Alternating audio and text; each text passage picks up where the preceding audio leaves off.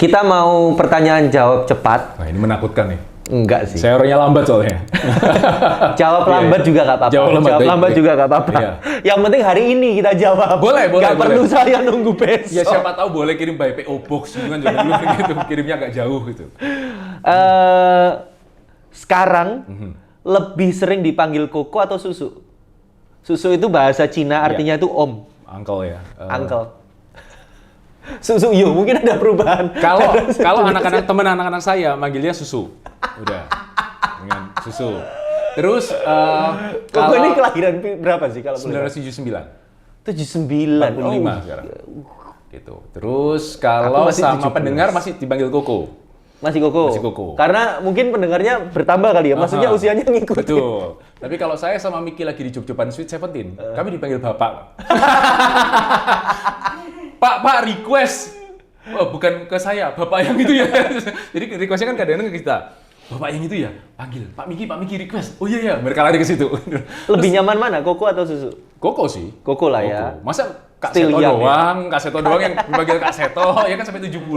Saya juga mau dipanggil Koko everlasting. Gitu. Oke. Pertanyaan kedua. Lagu Mandarin Iya. atau lagu Jawa? Lagu Jawa itu banyak kayak misalnya Dani Caknan, terus Lala Widi, Ambiar. Darboyke. Ambiar. Lebih suka? Saya nonton barusan saya nonton konsernya NDX Saka saya nonton. Oke. Saya nonton Guyon Waton saya Oh nonton. iya? Denny belum sempet. Oke. Dulu di Kempot tuh kita mau nonton, saya sama istri saya tuh mau nonton, nggak kesempatan, akhirnya beliau meninggal duluan. Oke. Gitu. Tinggal Denny yang belum. Berarti arahnya memang lebih ke lagu Jawa. Karena ngerti. Mandarin saya nggak ngerti lagunya. Nggak bisa ngomong Mandarin? Nggak bisa sama sekali. Sama sekali? Sama sekali. Sama? Pas itu. Itu dia. Makanya jadi Cina. Iya, reformasi kita. Iya, kita... Casingnya doang Xiaomi, dalamnya Telkomsel. Telkomsel. Pasang iklan di sini ya. Mantap. Emang kalau sama penyiar senior ini bisa di placement. Ya harus cari duit soalnya gitu. Toko obat Iya. atau toko kain? Kalau misalnya disuruh milih. Toko obat. Milih usaha. Usaha toko obat. Kenapa? Cepet banget jawabannya. Ternyata bahkan aku belum ngomong toko kain sudah toko obat. Saya cinta aroma toko obat, tapi kita ke Cina. Aroma toko obat Cina itu enak. Dari Masa? saya. Iya, herbal kan. Oke. Herbal. Kalau toko kain tuh, waduh aroma itu aneh. Karena ada beberapa kain jenis kain yang murah itu kan dicetak dengan alat bahan kimia yang aromanya. Berarti dulu waktu kecil lebih suka pakai detayocing daripada betadine. Oh pasti. Ini cuma yang Cina-Cina yang tahu. Anda tidak pada tahu Anda. Iya, itu kalau dikasih tuh ceritanya minta ampun. Detayocing. Iya. Tapi detayocing itu cuma cuma kering di luar kok. Dalamnya nggak kering. Tapi kan itu kayak itu sama kayak apa? Sensasi. Abotil yang Abotil iya kan. Cuma ngambil rasa sakitnya dan sudah. Iya. Dan itu adalah sebuah keberanian ketika saya SD anak-anak itu kalau Sariawan iya, abotil yuk. Wow. Ayo. Gitu. Udah kayak detayocing. Iya, sama itu diceretkan gitu udah minta ampun dah. Oke. Kita ngomongin tentang tokoh-tokoh yang public figure yang Cina juga. Boleh. Deddy Corbuzier atau Densu? Karena saya suka basket, saya tahu Denny Sumargo.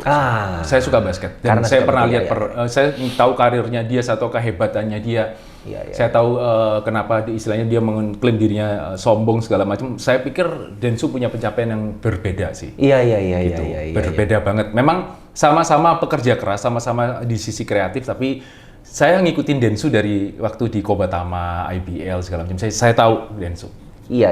Densu memang luar biasa dulu pencapaiannya. Aku pun juga sempat ngelihat Densu waktu masih main basket. Betul. Terus dia banting setir ke entertainment ya. Betul. Ini Denny Swanan kan? Denny Swanan. Densu kan? Benar. Densu itu Denny Swanan. Atau Ruden Onsu. Nah, Ruben. Jaga omongan atau jaga sikap? Jaga sikap sih. Saya nggak pernah jaga omongan. Jadi, ya los aja. Beberapa kali saya kena kartu merah, istilahnya kartu kuning lah, menjelang kartu merah waktu di siaran. Ngomong jorok lah. Paling sering ngomong jorok.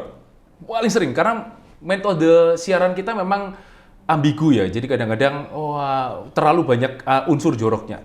Oke. Iya, tapi jaga sikap itu akan menentukan. Kalau orang ngomong kan jaim enggak sih. Jaim itu beda menjaga sikap. Kalau jaga sikap saya akan jaga. Ada satu daerah punya value tertentu, saya akan jaga sikap saya di situ.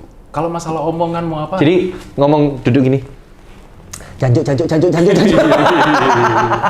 Asu babe. Jadi jaga sikap tuh nggak tahu ya, lebih mending jaga sikap. Karena saya tahu saya nggak pernah jaga omongan. Oke.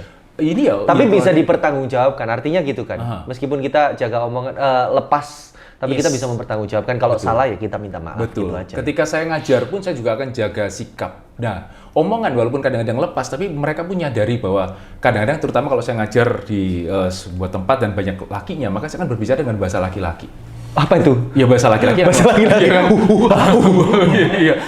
Cudai gitu. Jadi mereka inilah supaya dapat kan gitu loh. Tapi kalau di perempuan saya akan jaga dan saya akan berbicara dengan bahasa perempuan. Untung aku nggak tahu cudai. Mau saya bukakan? Lebih prefer ngomong Inggris atau ngomong Mandarin? Inggris. Lebih prefer ya? Saya dari kecil itu belajar bahasa Inggrisnya selain les sederhana ya, bukan les yang mahal. Saya hobi nonton Laserdisc dulu. Laserdisc, gede. Dan itu kan nggak ada teksnya.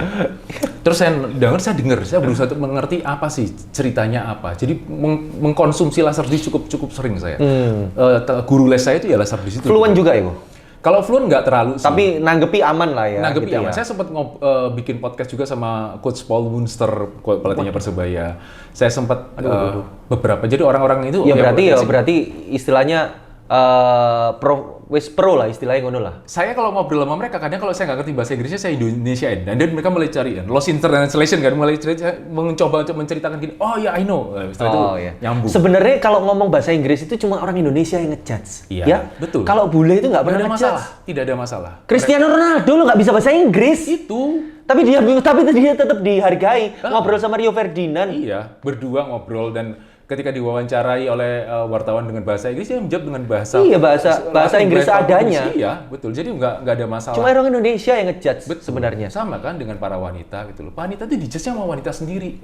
Nggak punya anak kok katanya mandul. Iya, Habis punya anak badannya bleber kok katanya gendut. Punya anak 1 kok nggak 2. Nah, punya anak 2 kok nggak tahu uang sekolah mahal. Loh, punya anak cewek 2 dibilang kok cuma 2 cewek nggak nambah 1 cowok. Nggak ada penerusnya. Memang brengsek kalian.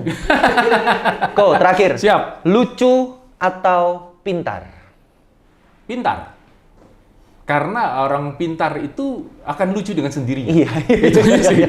Akan lucu dengan sendirinya kan gitu loh. Ngapain harus berusaha untuk lucu? Karena konsep kita memang saya tidak pengen melucu dalam konteks apapun. Cuman paling nggak ketika kita membawakan sesuatu, kita membuat orang mudah untuk nangkep. Ya, itu tertarik sama kita ya. Dibutuhkan kecerdasan, dibutuhkan smart people, bukan begitu Om Deddy? Smart people itu lebih penting menurut saya daripada just funny people. Terima kasih, mantap. Gitu.